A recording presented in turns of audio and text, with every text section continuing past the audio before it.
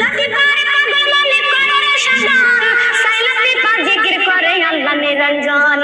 নামাজ পড়ো কোরআন পড়ো যাইতে হবে কবরে, আর ফিরবে না মানুষ জনম ভাঙলে মাথার পাশানে। কথা বলেন ঠিক না বেঠিক?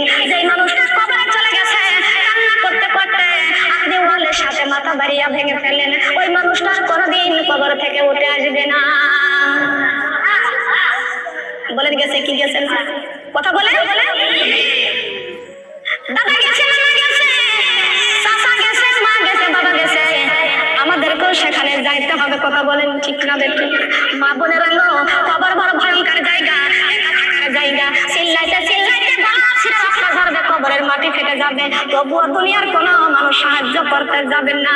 কিন্তু আল্লাহর কোরআন বলেছেন, এই কোরআনটা যদি তোমরা কেউ বুকে রাখতে পারো, আমি কোরআন তোমার কবরে মা যাবে না, বাবা যাবে না, স্বামী যাবে না, সন্তান যাবে না, আপন আত্মীয় স্বজন কেউ তোমার কবরে যাবে না।